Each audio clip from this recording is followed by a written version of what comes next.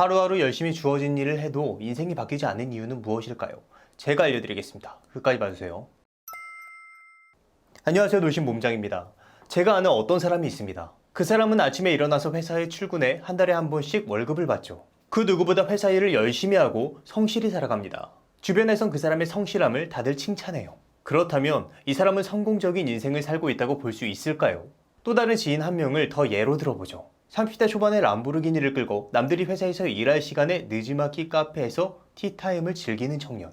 이 사람은 성공적인 삶을 살고 있다고 볼 수 있을까요? 제가 말한 두 명의 사람 모두 성공했다고 볼 수도 있고 성공하지 못했다고 볼 수도 있습니다. 성공의 기준은 사람마다 다르니까요. 직장 생활을 하면서 자신의 직업과 삶에 만족하면서 행복한 삶을 산다면 그 사람은 성공했다고 볼 수도 있겠죠. 반대로 람보르기니를 끌지만 삶의 의미를 찾지 못해서 쾌락으로 인생을 낭비한다면 성공적이지 못한 삶을 산다고 볼 수 있어요. 따라서 성공하는 삶의 기준은 다양한 기준이 있을 수 있습니다. 하는 일에 대한 만족도가 있어야 하고 안정적인 것을 중요하게 생각하는 사람도 있을 거예요. 그리고 이와 반대되는 새로움을 추구하는 사람들도 있을 수 있죠. 라고 말할 수 있으면 얼마나 좋겠습니까? 우리는 본능적으로 람보르기니를 끌고 티타임을 즐기는 삶이 더 좋아 보인다는 직관적인 생각을 지울 수 없습니다. 생각해보세요. 원하는 걸 갖고 원하는 걸 하는 삶을. 다시 말해서 돈이 있으면 굳이 직장을 통해서 자아실현을 하지 않아도 내가 좋아하는 것을 통해 자아실현을 할 수 있고 돈이 있으면 시간으로부터 자유로워질 수 있으니까 내가 원하는 것을 할 수 있는 삶이 돼요. 인간은 자유가 주어질 때 행복감을 느낀다고 하죠. 따라서 돈이 있으면 시간과 일에 대한 두 마리 토끼를 모두 다 잡을 수 있는 거예요. 그런데 중요한 것은 대부분의 사람들은 그러한 인생을 살지 못한다는 겁니다. 그렇게 교육받은 적도 없고 그런 재산도 없어요. 그렇기 때문에 람보르기니를 끄는 사람은 무언가 편법을 썼을 거라고 합리화하고 싶은 충동도 마음속에 생기게 돼요. 이러한 합리화는 부의 창출은 나쁜 것이라는 마음속에 신념을 만들고 그렇게 신념이 형성되면 돈 버는 일을 멀리하게 되고 돈 버는 사람을 욕만 하겠죠. 그렇다면 그 사람이 할 수 있는 일은 무엇일까요? 그냥 주어진 일을 왜 하는지도 모르는 채 열심히 하는 수밖에 없어요. 다른 방법은 모르니까. 그 사람의 생각이 그 사람의 미래를 지배하는 거예요. 마인드셋이 강력한 효과를 발휘하는 이유는 우리의 생각을 한정시킨다는 점이고 생각이 한정되면 우리의 행동도 한정될 수밖에 없습니다. 제가 처음에 람보르기니를 끄는 청년 얘기를 했을 때 어떤 생각을 하셨나요? 부모가 잘났을 거야. 불법적인 일을 저질렀을 거야. 단순히 운이 좋았을 거야. 이렇게 생각하시진 않았나요? 그렇다면 색안경을 쓰고 보신 겁니다. 이렇게 생각하셨어야 해요. 그 사람은 어떻게 젊은 나이에 돈을 벌어서 그렇게 자유로운 인생을 사는 걸까? 라고 말이죠. 한 가지 확실한 건 돈이 행복을 결정하진 않습니다. 따라서 돈 이상의 가치가 필요해요.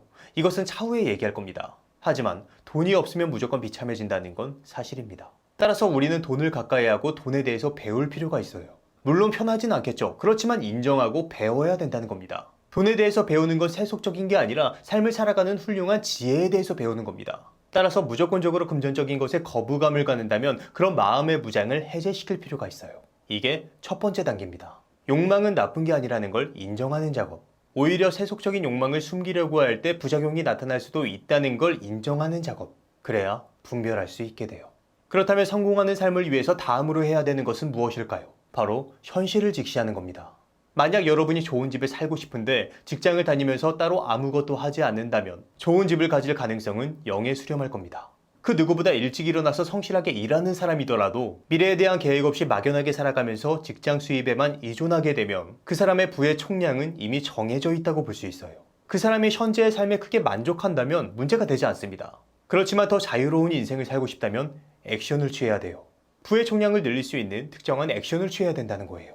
만약 여러분의 목표는 큰데 그냥 회사에 다니면서 월급 루팡의 삶을 살고 있다면 이를 바꿀 마인드 세팅이 필요합니다.